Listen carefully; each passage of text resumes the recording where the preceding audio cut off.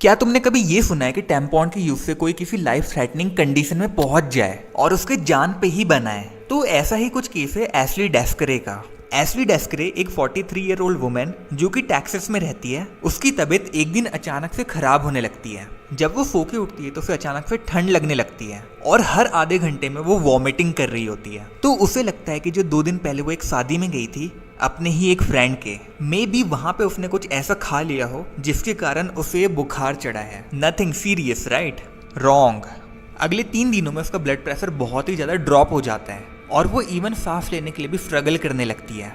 उसकी इस कंडीशन को देख के उसके हस्बैंड और उसके 3 बच्चे उसे फटाक से हॉस्पिटल में ले जाते हैं और वहां पे उसका इलाज होने लगता है। और डॉक्टर बताते हैं कि एशली को टॉक्सिक शॉक सिंड्रोम हुआ है और ये एक लाइफ थ्रेटनिंग कंडीशन है। मगर ये होता क्या है? तो ये एक बहुत ही रेयर पर सीरियस कंडीशन है जो कि बैक्टीरियल इन्फेक्शन से होता है, जनरली पुअर हाइजीन के कारण। जैसे मान लो किसी को कुछ कट लगा हुआ है और उसके ऊपर वो डर्टी सॉक्स को पहन लेता है, तो उस सॉक्स के अंदर बैक्टीरिया डेवलप होने लगते हैं और टॉक्सिन्स को रिलीज करने लगते हैं। और अगर ये चीज ब्लड स्ट्रीम में पहुंच जाए तो इससे टॉक्सिक शॉक सिंड्रोम हो सकता है, जो कि बहुत ज़्यादा रेयर है मगर डेडली भी बहुत ज़्यादा है।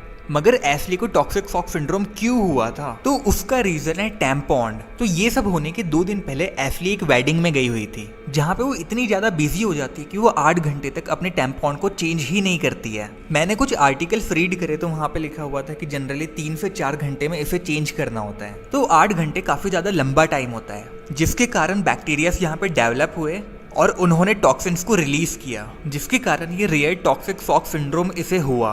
अब ट्रीटमेंट के लिए इन्हें 5 दिनों तक आईसीयू में रखा जाता है, जिसके बाद वो रिकवर करने लगती है। डॉक्टर्स ने बताया कि अगर ये 1 दिन और लेट हो जाती तो ये कंडीशन लाइफ थ्रेटनिंग भी हो सकती थी, मगर थैंकफुली अब वो रिकवर कर रही है। मैंने इस केस के बारे में थोड़ा और सर्च किया तो मुझे पता चला कि ये अकेला केस नहीं है जिसमें टैम्पॉन के यूज से टॉक्सिक शॉक सिंड्रोम हुआ है। मुझे ऐसे काफी सारे केसेस पढ़ने को मिले हैं। मगर एक चीज है कि टैम्पॉन के यूज से डायरेक्टली TSS नहीं होता, बल्कि इसको रेगुलर टाइम पे चेंज ना करने से होता है, जिससे बैक्टीरिया को एक ड्राई और ह्यूमिड इन्वायरमेंट मिलता है।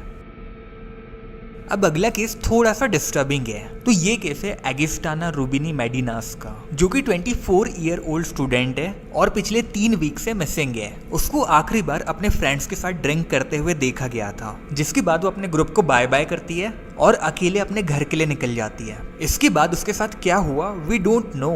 वो मिसिंग हो जाती है।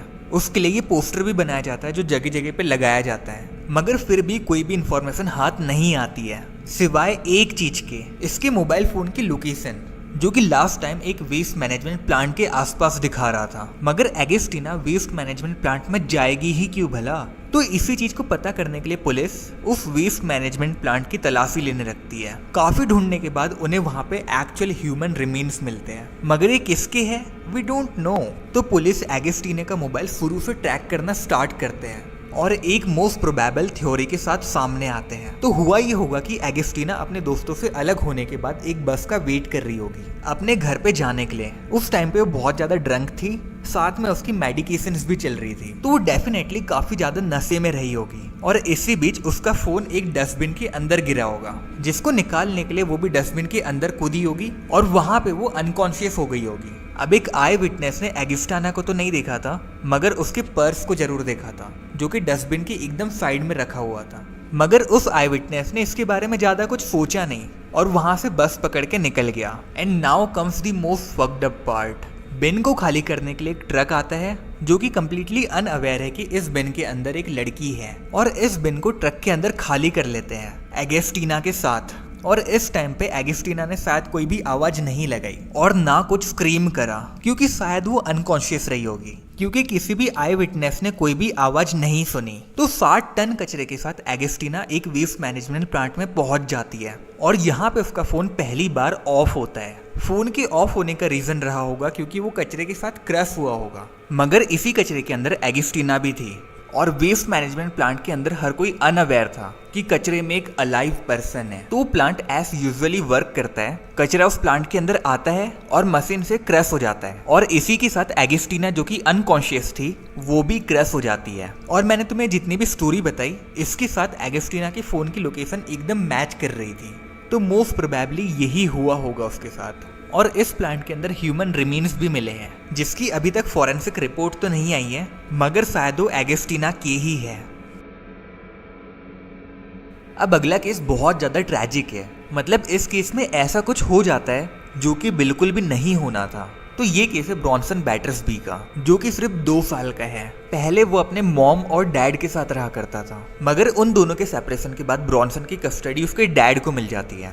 तो ब्रॉन्सन और उसके डैड अकेले एक घर में रहा करते थे और उसकी मॉम भी उसे बीच बीच में देखने आया करती थी। मगर लास्ट ईयर नवंबर में उसके मॉम और डैड के बीच में कुछ डिसएग्रीमेंट हो गए, जिसके कारण नवंबर में उसकी मॉम उससे मिल नहीं पाई। अब दिसंबर आ जाता है और ये क्रिसमस का टाइम होता है। क्रिसमस के एक दिन बाद मतलब 26 दिसंबर को ब्रॉन्सन और उसके डैड को आखिरी बार देखा गया था। वो दोनों शॉपिंग करने जा रहे थे और काफी हैप्पी लग रहे थे, मगर यही आखिरी बार था जब लोगों ने उन्हें देखा था। तो इसके बाद आखिर ऐसा होता क्या है? तो ब्रॉन्सन और उसके डैड वापस घर आ जाते हैं और इसके अगले दिन वो अपने नेबर को एक मैसेज लिखते हैं, अपने नेबर को थैंक यू कहते हुए उनकी फैमिली का इतना ध्यान रखने के लिए। इस मैसेज भेजने के 3 दिन बाद होता है न्यू ईयर। तो न्यू ईयर को विश करने के लिए जब इनके नेबर्स इन्हें मैसेज करते हैं तो ब्रॉन्सन के डैड कोई भी रिप्लाई नहीं करते हैं इन्हें।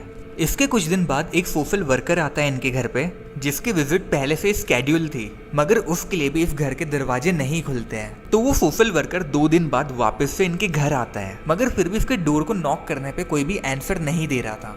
आसपास के लोगों से पूछने के बाद पता चला कि इस घर में जो सन और फादर रह रहे हैं उन्हें किसी ने भी काफी दिनों से नहीं देखा है। तो ये सोशल वर्कर उस घर के लैंडलॉर्ड से जाके बात करता है और उन्हें बताता है कि इस घर में जो लोग रह रहे हैं, मतलब कि ब्रॉन्सन और उसके डैड, वो पिछले काफी दिनों से अपने घर का गेट खोल ही नहीं रहे हैं। तो हमें चेक करना चाहिए कि अंदर चल क्या रहा है आखिर। तो लैंडलॉर्ड भी इस बात को मान लेता है और इस घर की चाबी उस सोशल वर्कर को दे देता है और ये दोनों उस घर के अंदर एंटर करते हैं। घर के अंदर एंटर करते ही एक बहुत ही तेज स्मेल आने लगती है और वो लोग देखते हैं कि ब्रॉन्सन और उसके डैड की बॉडी वहां पे पड़ी हुई है।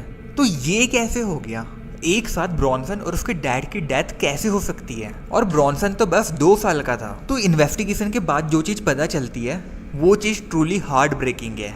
तो ब्रॉन्सन के डैड को आया था हार्ट अटैक, जिसके कारण उनकी डेथ हो जाती है, जो कि खुद 60 ईयर ओल्ड थे। मगर ब्रॉन्सन जो कि सिर्फ 2 साल का था, वो अब घर में अकेला हो जाता है और छोटा होने के कारण वो घर के गेट भी नहीं खोल पाता था। तो बेसिकली वो अपने ही घर में लॉक हो गया था और स्टारवेशन और डिहाइड्रेशन के कारण उसकी भी जान चली जाती है। और ऐसा नहीं था कि इनके घर में कुछ खाने को था ही नहीं। क्रिसमस कुछ ही दिन पहले थी, तो क्रिसमस का काफी सारा लेफ्ट ओवर खाना फ्रिज में रखा हुआ था। मगर ब्रॉन्सन की मॉम ने बताया कि फ्रिज तक पहुंचने के लिए उसकी हाइट काफी छोटी थी और अगर वो सिर्फ 2 इंच और टॉल होता तो वो खुद से फ्रिज को एक्सेस भी कर पाता।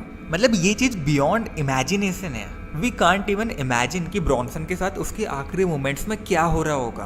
तो ये था कुछ वियर्ड और डिस्टर्बिंग केसेस का पार्ट 5। इससे पहले मैं इसके और 4 पार्ट बना चुका हूँ और ये चारों पार्ट्स बहुत ही ज्यादा इंटरेस्टिंग है। ऑल्दो तुम्हें मेरी वॉइस और क्वालिटी थोड़ी सी डाउन मिलेगी, मगर तुम उस चीज को मैनेज कर सकते हो तो एक बार यहाँ पे क्लिक करके देखो और भी ऐसे ही केसेस के बारे में जानने के लिए।